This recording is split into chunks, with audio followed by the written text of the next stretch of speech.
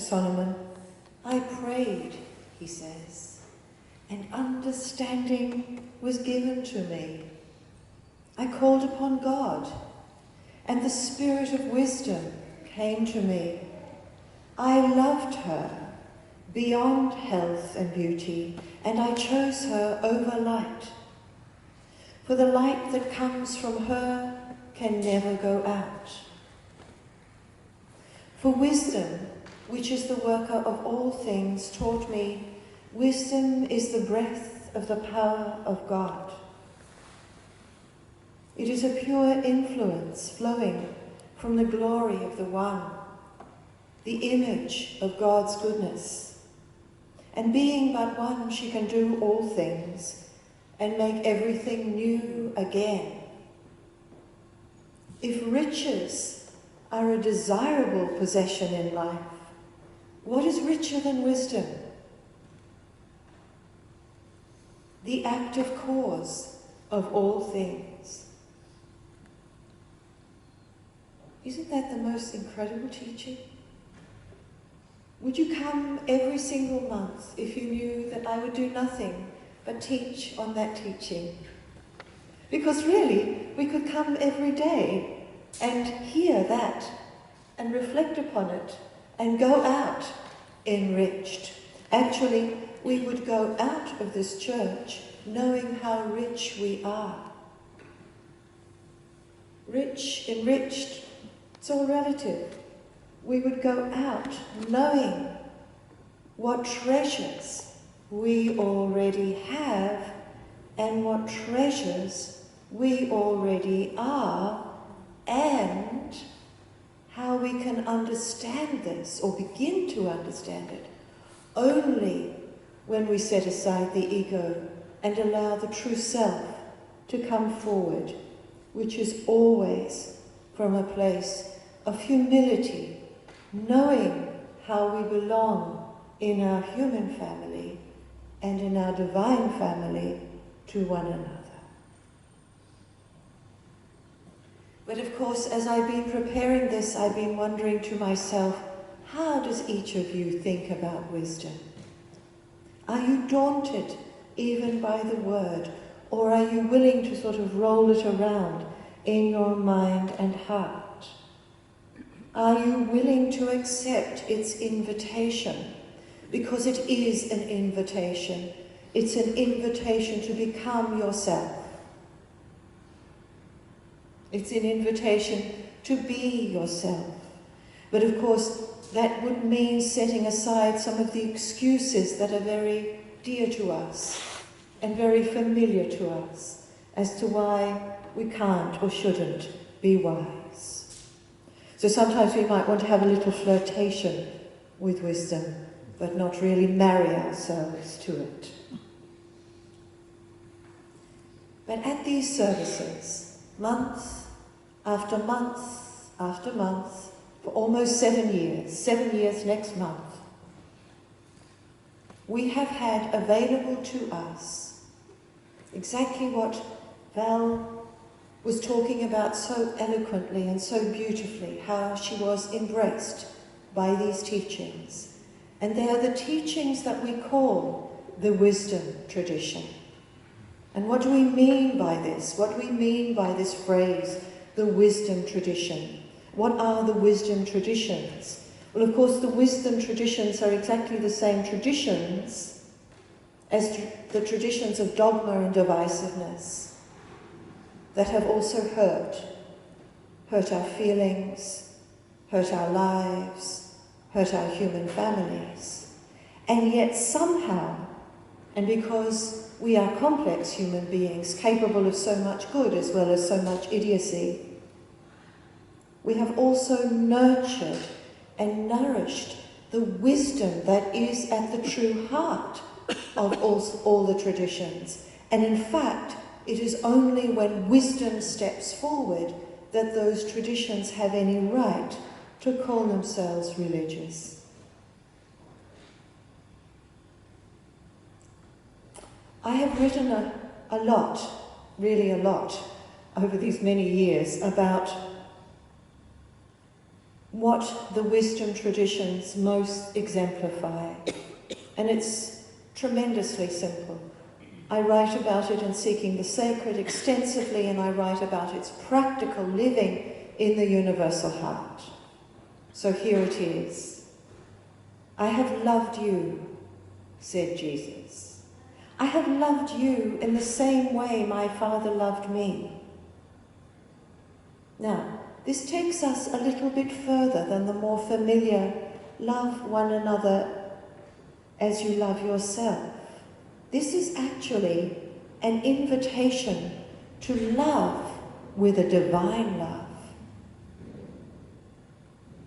That is what the wisdom traditions are taking us towards. And surely they're not mocking us. Surely they're thinking there is something in us, at least in potential, that is capable of this. So I'll go back to it again, this teaching from the Gospel of John. I have loved you in the same way my Father loved me. Live in that love. I have told you this so that you will be the source of my happiness, and so that you yourselves will be filled with happiness. So these wisdom teachings are not taking us towards a place of greater suffering. On the contrary, they are wanting to decrease our suffering. They're wanting us to be wise enough to avoid being the cause of suffering.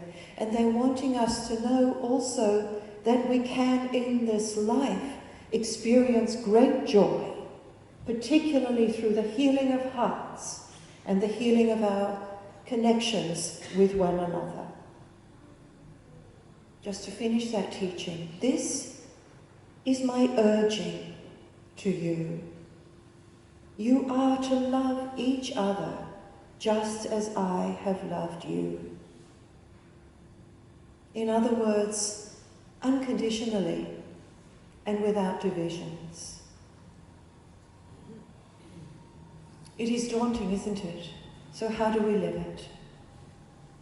One of the ways in which we live it is to learn to reflect on our real life experiences.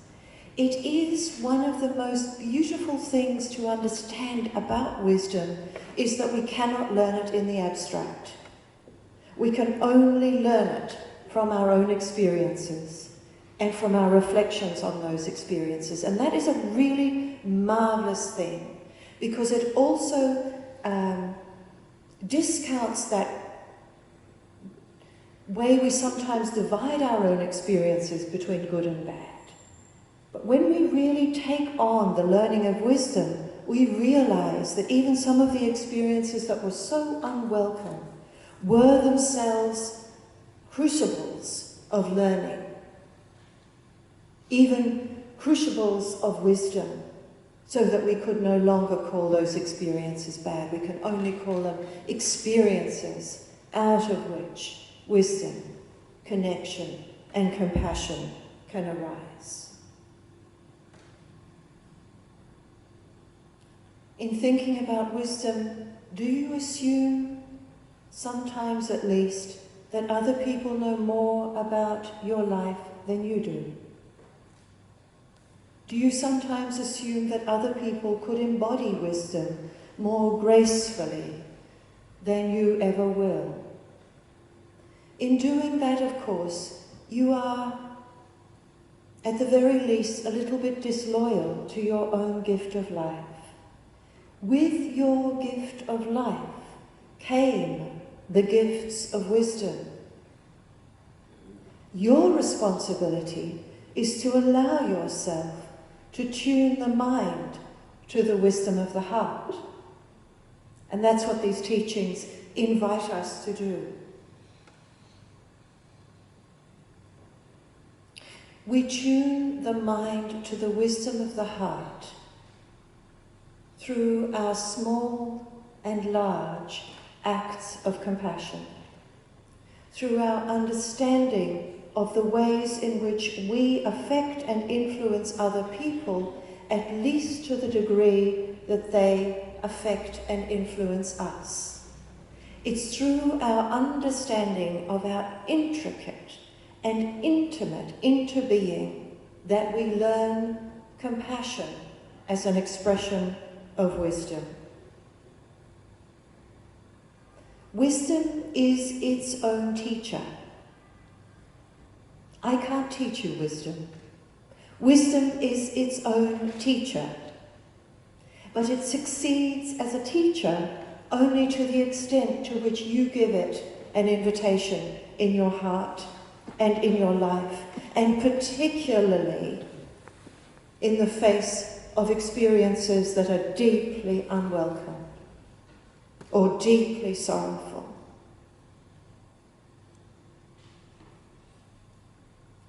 I found these beautiful words from Marcel Proust. The real voyage of discovery consists not in seeing new landscapes, but in seeing with new eyes. Wisdom allows us to see each day freshly, to bring forward what we've learned from all those other days, but also to see this day freshly, not to be the victim of our own preconceptions or habits of thinking. In fact, it allows us to wake up our thinking so that it can be fresh. Because wisdom can't be a mask. It can't be a cloak, it can't be a veneer, it can't be a vestment. We can't put on wisdom in order to impress other people. That is not wisdom. Wisdom is something much more inward than that, much more innerly than that, and it can only flourish, bloom, bring us into its sacred presence and affect the presence that we are for other people, again, when we also invite it in and attend to it and listen to it with humility. Wherever we look, we can ask ourselves about our own actions. Is this kind? Is this wise? What really matters here, we can ask ourselves in the great scheme of things. Or we could ask ourselves, what would a really wise person do in this situation? And we can let our own inner wisdom guide us. That's a kind of prayer, in fact. Better than a prayer, although I don't know that much is better than a prayer, it's an aligning of ourselves with the force, the energy, the miraculous transformation that is possible in the presence of wisdom. And it belongs to all of us. It's an intimacy, this wisdom, that extends beyond life itself. It is wisdom that connects the unseen with the seen and the seen with the unseen. And it is compassion that is the expression of it. Dear children, we also hear in John, let us not love with words or tongues only, but with actions and in truth. And sometimes the truth of our wisdom is uncomfortable for other people. And we have to discover the humility of that.